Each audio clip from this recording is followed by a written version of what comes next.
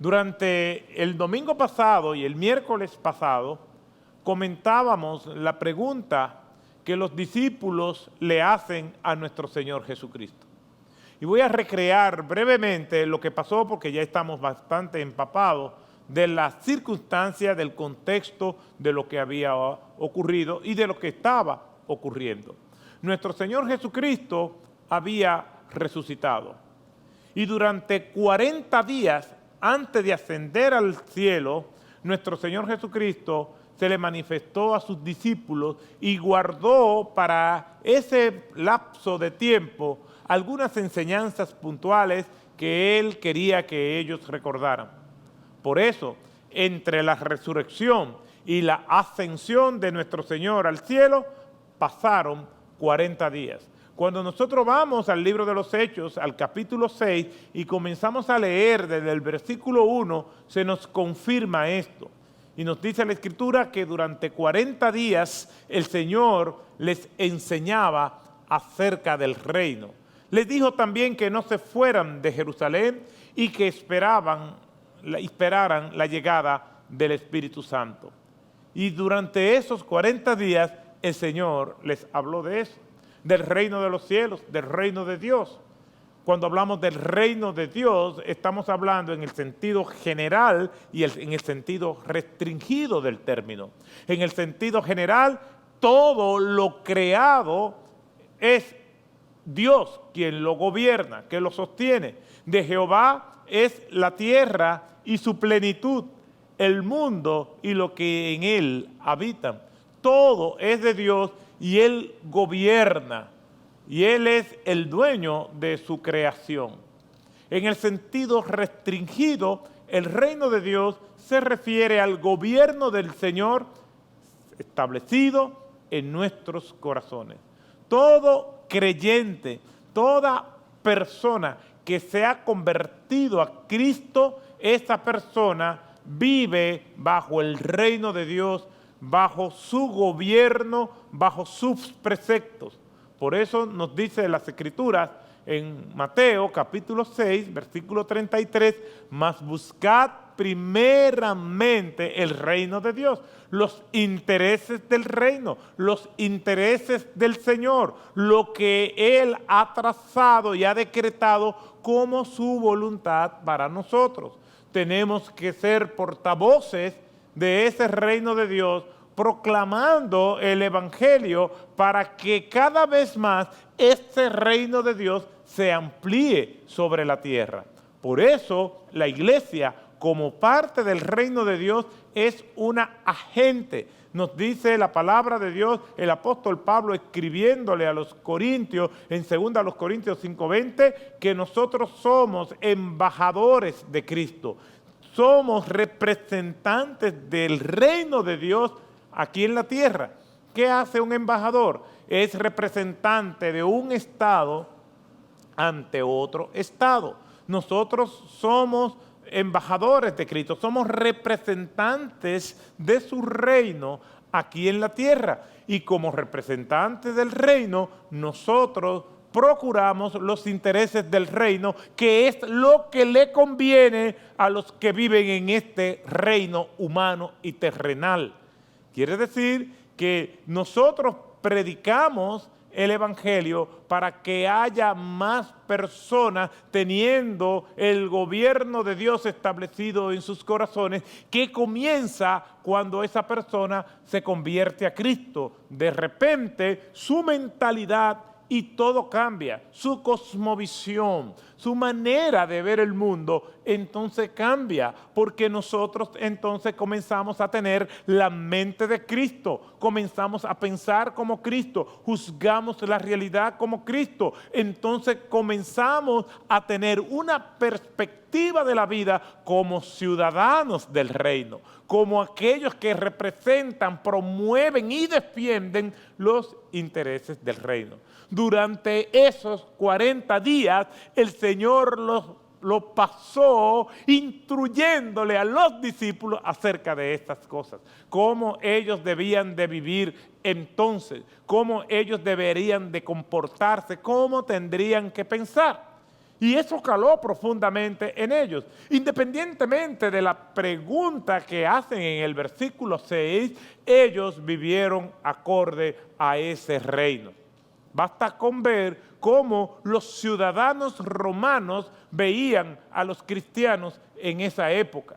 Recuerden que desde que llegó Nabucodonosor a la ciudad de Jerusalén, ese pueblo hebreo pasó primero a ser ocupado por el imperio babilónico, después por el imperio medo-persa, después por los griegos, un periodo de aproximadamente 104 años de soberanía y luego a ser botín de guerra del imperio romano.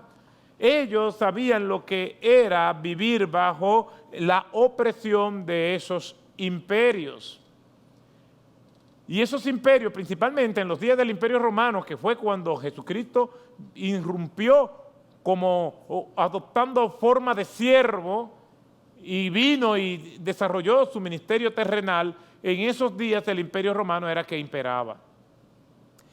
Y los cristianos, después que Jesús ascendió al cielo, eran vistos como ciudadanos de categoría menor, porque ellos asimilaron lo que Cristo le dijo y los discípulos a su vez instruyeron a otros cómo debían de vivir en el reino.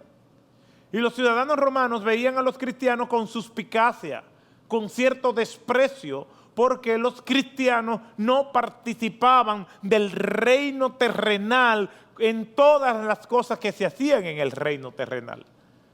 Los cristianos no participaban del circo romano, de la arena romana. Los cristianos no eran asiduos visitantes al Coliseo al ver a los gladiadores despedazarse y matarse entre sí. Ellos respetaban la vida, entendían en la dignidad de la vida humana. Por eso los cristianos decían, no, nosotros no participamos de eso. Eso atenta contra la vida, atenta contra la decencia, contra el respeto sagrado que se le debe de tener. ¿Cómo nosotros vamos a gritar de manera eufórica viendo a dos contrincantes despedazarse y diciéndole a uno, mátalo, desángralo, descuartízalo? No, los cristianos no participaban de eso. Tampoco participaban del teatro decadente romano, de la farsa romana, donde se hacían muchísimas vulgaridades, donde se hacían y se presentaban obras de mal gusto. Decían, no, eso atenta contra la moral y las buenas costumbres. Nosotros no vemos una armonía entre lo que es tener la mentalidad del reino de Dios y lo que le trae deleite a ustedes. Los ciudadanos romanos veían a los cristianos, al resistirse a participar de lo que ellos participaban, lo veían entonces con cierto recelo. Porque el rechazo de los cristianos a este tipo de pasatiempos de por sí ya era una acusación a los romanos. Eso está mal, nosotros no lo hacemos. Por eso en el año 64, cuando Nerón incendió Roma y culparon a los cristianos, entonces no fue difícil que la gente simpatizara con aquella acusación, aunque no fuera cierta. Durante 40 días estuvo enseñándole a eso, algo que ellos captaron bien. No quiere decir que la iglesia fue perfecta e inmaculada a partir de ese momento y que ellos se volvieron ajenos a los problemas del mundo. No, al contrario, estaban muy conscientes que estaban en el mundo y participaban de las cosas del mundo siempre y cuando aquellas cosas del mundo no fueran contrarias a lo que ellos habían aprendido acerca de Cristo. Estamos en el mundo, pero no somos del mundo. El mismo Cristo ora diciendo, no te pido que los quites del mundo, sino que los libres del mal, de participar de las obras del mundo. Como después diría el apóstol Juan en el libro de Primera de Juan, capítulo 2, versículo 15 al 17. No améis al mundo ni las cosas que están en el mundo. Si alguno ama al mundo, el amor del Padre no está en él, porque todo lo que hay en el mundo, los deseos de los ojos, los deseos de la carne y la vanagloria de la vida, no proviene del Padre, sino del mundo. Y el mundo pasa y sus deseos, pero el que hace la voluntad de Dios permanece para siempre. Toda esa conciencia de lo que son estos dos reinos, el reino de Dios y el reino del mundo, esa es una lucha que nosotros vamos a tener siempre. Y como he dicho de una manera recurrente, tenemos a diario que decidir entre dos reinos, entre dos reyes. Tenemos que decidir entre nuestro Señor o los intereses particulares de aquí, de la tierra. Durante esos 40 días, el Señor les enseñó acerca del reino. Hoy tenemos una batalla más de las tantas que a diario tenemos y de las tantas que nosotros tenemos que enfrentar. No será la última. Nos levantamos y nos vestimos de la armadura de Dios para enfrentar los retos del día. Y posiblemente desde muy temprano en la mañana hasta que nos acostemos, esa batalla continúa. Avanza en intensidad o disminuye, pero estamos en guerra.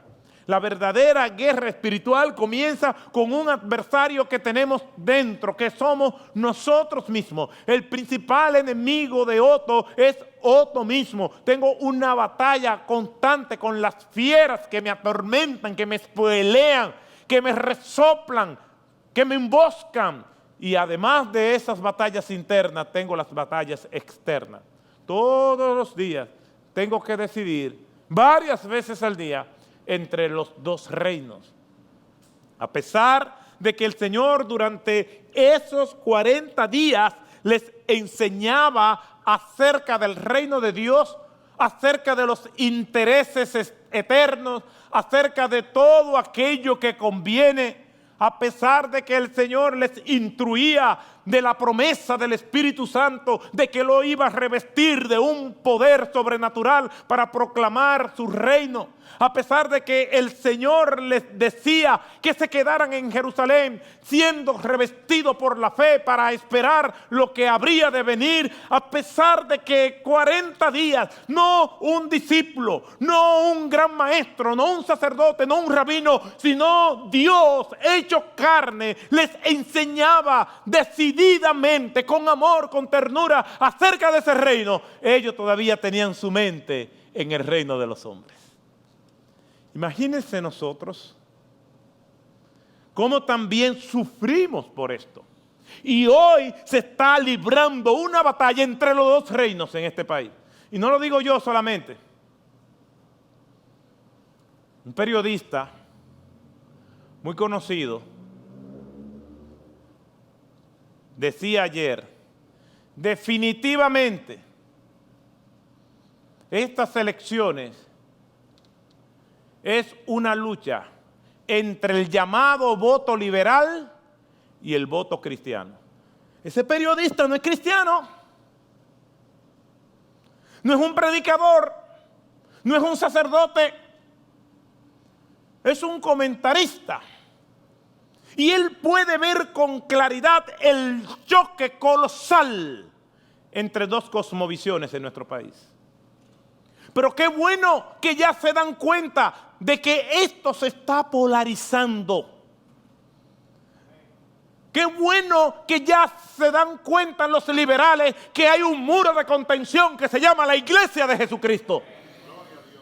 Qué bueno que se dan cuenta que hay un grupo de hombres y mujeres que no tienen precio, que no se doblegan, que somos abanderados de la justicia y la libertad, aunque materialmente no me convenga.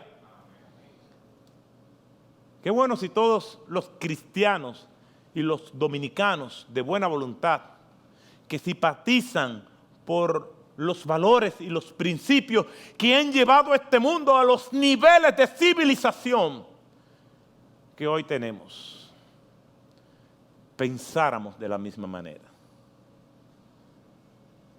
¿Qué tenemos nosotros que hacer en el día de hoy? Tenemos que orar. ¿Por qué? Porque el Señor nos manda. Antes de ir al Calvario, el Señor agotó un tiempo en oración en el Getsemaní, pidiéndole al Padre que lo revistiera de poder, de determinación, para enfrentar lo que venía. No solamente por las aflicciones emocionales o de los látigos o de la corona de espinas, sino por la ignominiosa situación de tener que cargar con toda la podredumbre del pecado de la humanidad. Imagínese todos los pecados que usted ha cometido. Pero no lo que la gente sabe, sino lo que la gente no sabe. Yo me voy a imaginar los míos, no los suyos, porque con los míos yo tengo. Para escandalizarme, para avergonzarme y automáticamente caer postrado ante el trono de la gracia y aún aquello por lo cual pedí perdón, una vez más decirle, Señor, perdóname, ¿cómo me atreví a hacer eso? Aquellos pecados que están ya perdonados, pero que queda en nuestra memoria registrado. Que tenemos esas cookies en nuestras almas. Y que nosotros decimos, ¿cómo pude hacer eso? ¿Cómo yo pensaba? No solamente en mi época caída, sino aún conociendo la verdad, volví otra vez a hacer lo mismo. Aquello que nunca nadie sabrá, sino que nos lo llevaremos a la tumba. Imagínense todos esos pecados, pero combinados con los millones y millones que Jesús salvó y perdonó en la cruz del Calvario. Imagínese la putrefacción, el hedor, la vergüenza, el escarnio, el ajenjo. Imagínese todo lo que allí estaba, toda esa podredumbre cargándolo por ti y por mí en la cruz del Calvario.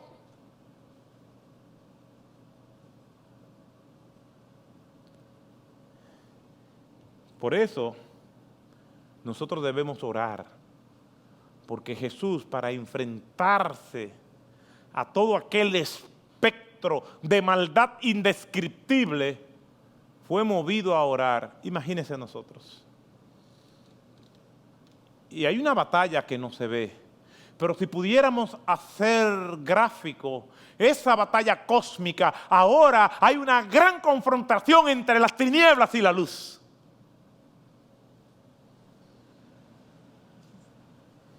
Y tenemos que orar, porque así como nosotros amamos la misericordia, el amor, la justicia, la honestidad, así como nosotros queremos que vengan y nos gobiernen personas que no vayan a enriquecerse de manera ilícita, queremos que se revistan de honestidad, de pulcritud, de decencia. Así hay otros que la baba le destila loco por ocupar el poder para lograr sus sueños particulares.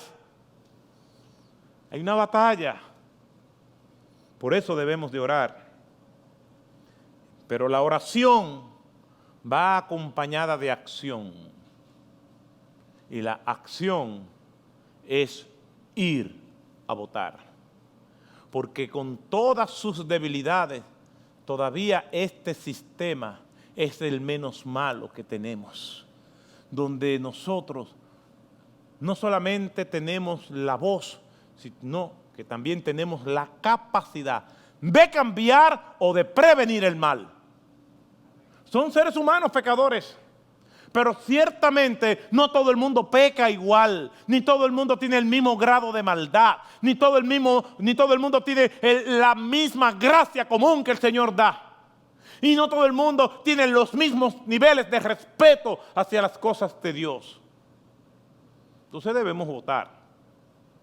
Debemos votar sabiendo la gran responsabilidad que nosotros tenemos en ese momento. Nuestro voto, como dice el eslogan, es nuestra voz.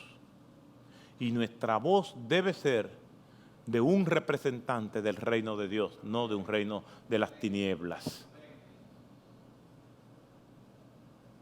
Vamos a votar. Yo cuando salga de aquí voy a votar. Y si usted, hermano, ha pensado no votar, hermana, vaya y vote. Ahora, si va a votar mal, mejor quédese en su casa. Si a usted le va a temblar el pulso, porque ese es su partido, como me dijo un hermano, mira, yo no voy a votar. Porque yo sé que cuando yo me vea ahí, aunque ese partido mío está lleno de sinvergüenza, cuando yo me voy ahí, yo lo voy a tener que echar ahí. Mejor no vote. Yo, sí, está bien, no vote. Y le dije a la esposa, amárrenlo. Tenemos que votar. Y tenemos la responsabilidad de escoger lo más próximo a nuestros valores, que no son valores particulares, porque el valor puede ser un argumento retórico donde lo que me conviene es lo que yo voy a hacer. Cuando hablamos de valores, ¿de qué estamos hablando? Estamos hablando del respeto a la vida,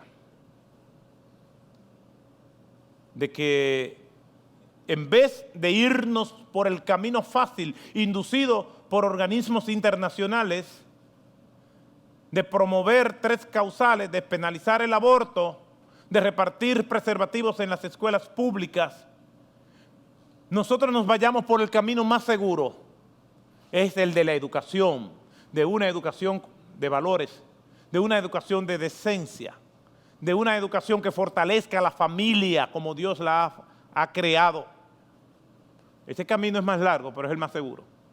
Nos vamos por el camino fácil, sí, vamos a abortar y hacer una carnicería, cuando está claramente comprobado que la vida comienza en la concepción. Ahí comienza la vida humana. Desde que se une un esperma con un óvulo, da origen a la vida humana en su forma más simple.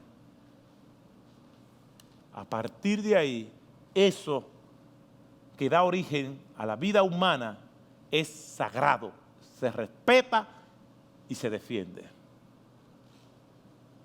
Nos comparamos con Estados Unidos. No, porque en Estados Unidos eso no es nada y mira que es una nación. Sí, pero tenemos que tomar el paquete completo. Es una nación donde también tiene mucha decadencia y por eso está polarizada, porque los sectores liberales nos han vendido la idea que este sentir generalizado y creen que Los Ángeles, New York, Boston representan los intereses de todos los norteamericanos y no es así. Lo que pasa es que estamos secuestrados por una prensa liberal que ha hecho alianza con otros grupos más para crearnos una realidad y nosotros creer que todo es así. Y no es verdad. Valores es una educación sexual a los hijos, donde nosotros le podamos enseñar la gran responsabilidad que tienen con su cuerpo, cómo deben de cuidarse, no darles rienda suelta para que ellos disfruten de su sexualidad, como lo se quiere implementar aquí en este país. Nosotros no queremos que se nos construyan templos. Y cuando un pastor por ahí esté preguntando, ¿y qué privilegios nos van a dar a nosotros? Ese pastor no es digno de venir y subirse a un púlpito. Porque nosotros no estamos llamados a pedirle al gobierno a que nos den privilegios. No, somos iguales todos. No importa la religión, no importa el credo, la ideología. Todos somos iguales. No queremos privilegios. Lo que no queremos es que se nos vulneren los derechos. Son dos cosas distintas. Es como yo le dije a alguien, yo no les corto las alas a nadie, pero no puedo prestar las mías. No exijo privilegios, sino respeto de los derechos, respeto por la Constitución, respeto no por moda ni por algún tipo de interés particular, sino que cuando analizamos la historia universal, principalmente del mundo occidental, lo que llevó al mundo occidental a los niveles de desarrollo y de esencia son los principios que nosotros estamos defendiendo. Entonces tenemos la responsabilidad de escoger lo más próximo a nuestros valores. Alguien dice,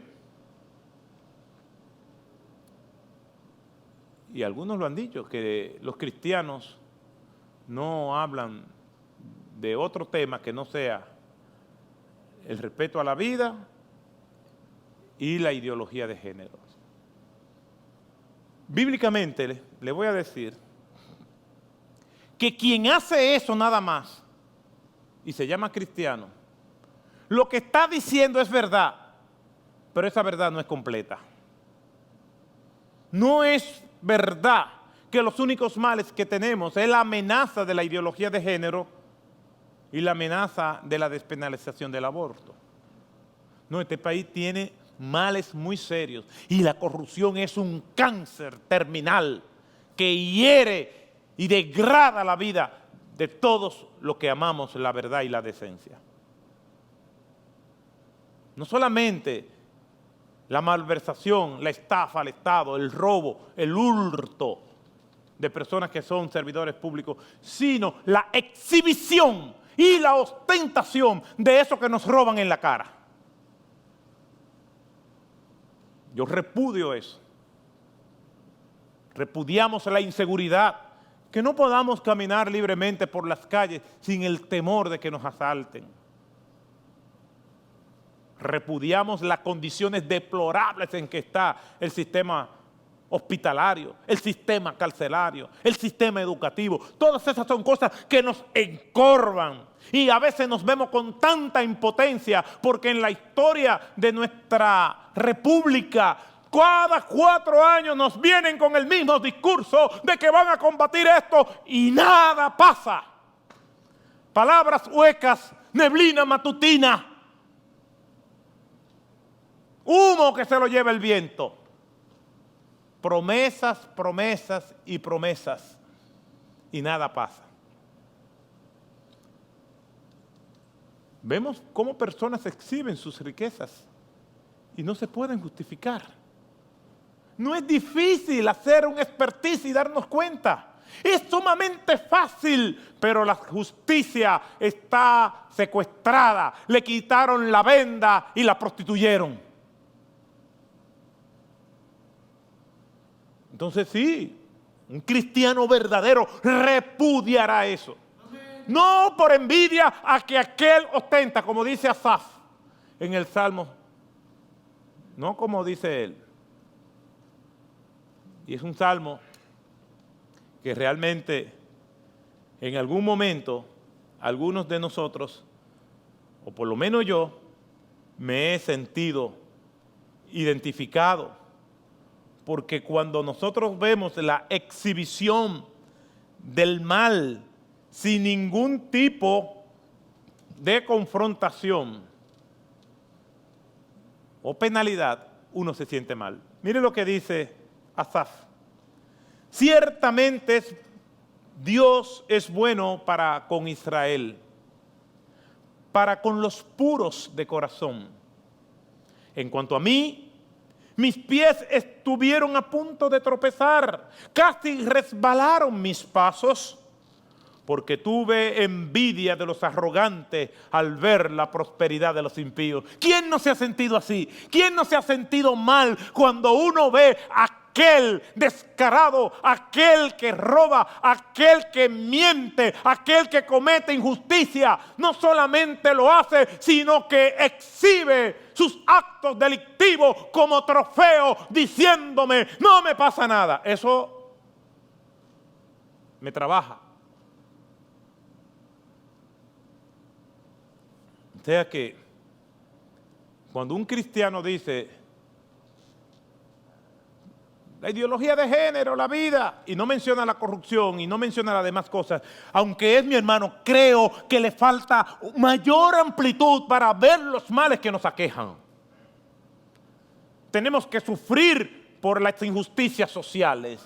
Tenemos que sufrir por los pobres que son llevados de aquí para allá, siendo manipulados, entreteniéndolos con ayudas que nunca va a resolver los problemas de ellos, que le dan para subsistir, pero no lo suficiente para vivir plenamente. Eso es criminal, eso está mal. A las personas tenemos que enseñarle, que instruirle, que acompañarle, pero modelarle lo que es la justicia, lo que es la honestidad, lo que es la pulcritud.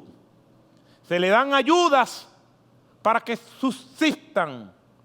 Le dan ayuda necesaria, pero no lo suficiente para que salgan de la pobreza. Así mantienen la dependencia de un gobierno.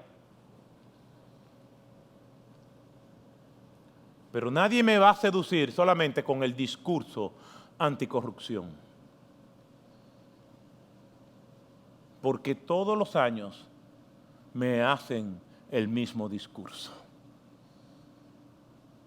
Yo repudio la corrupción, pero no me van a seducir eso. También háblame del respeto a la vida.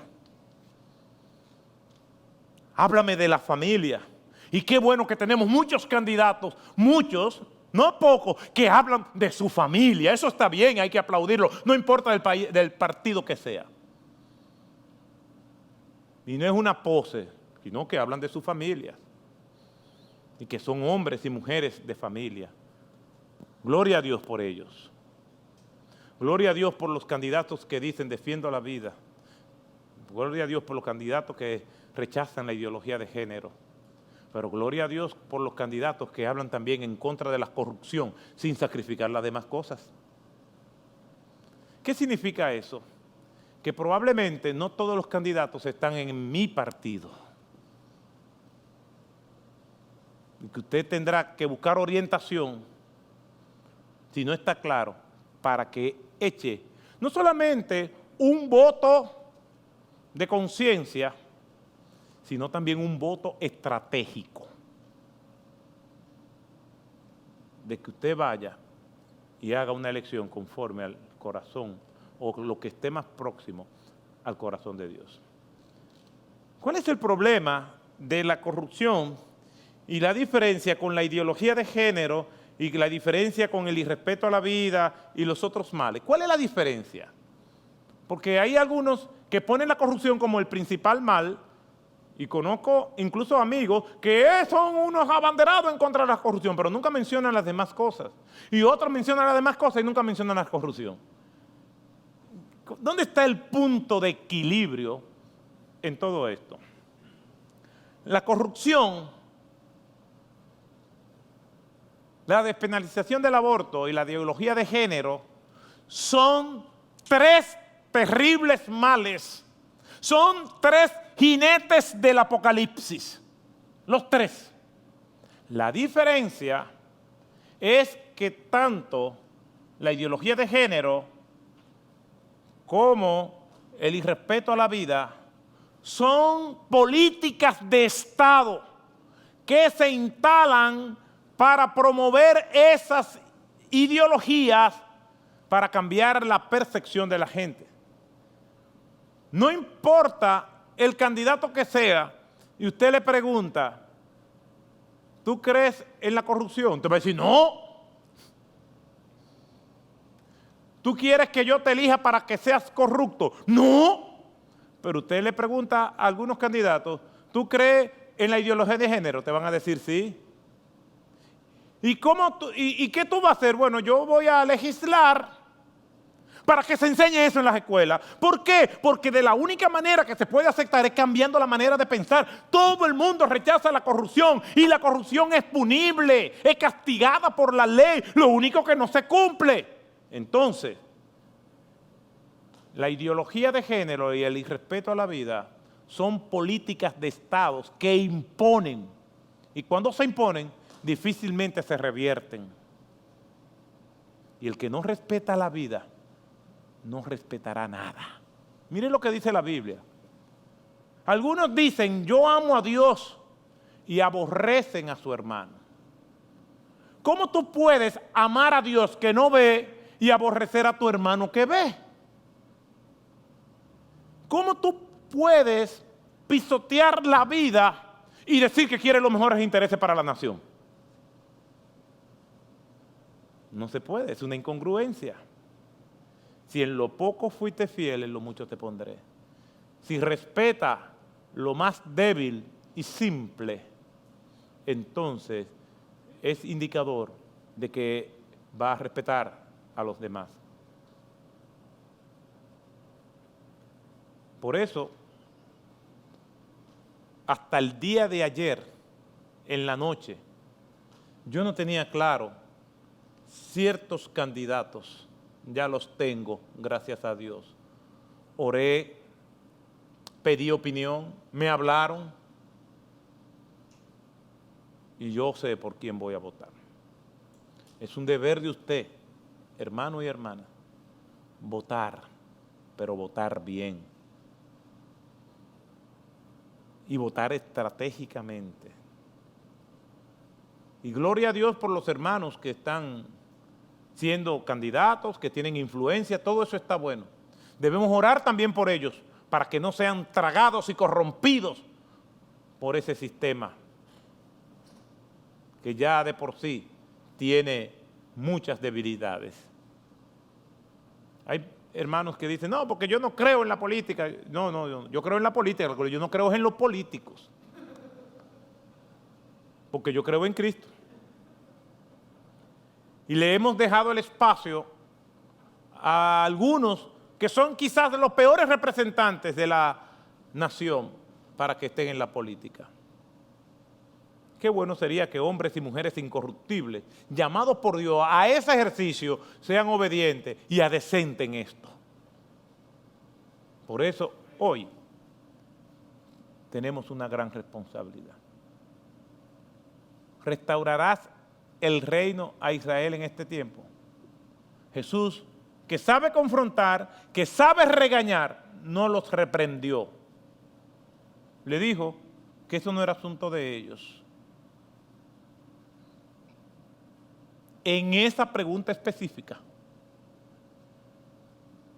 porque advirtió que probablemente estaban pasando por dos situaciones: un mal concepto o no tan amplio de lo que era el reino de Dios y deseo de poder. Por eso le dijo, pero recibiréis poder cuando haya venido sobre vosotros el Espíritu Santo. No se pelee con su hermano porque sea de otro partido. No le diga, yo no sé cómo tú eres cristiano y está en ese partido, porque todos tienen luces y tinieblas. Todos los partidos.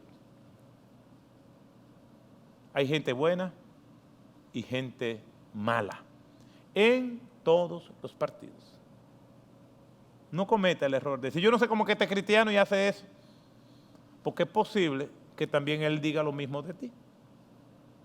Billy Graham dijo en una ocasión, al llegar al cielo, no te sorprendas al ver rostros que tú nunca se imaginabas ver allí. Porque es posible que ellos también se sorprendan al verte a ti. Que el Señor nos bendiga y nos ayude a votar, pero a votar bien.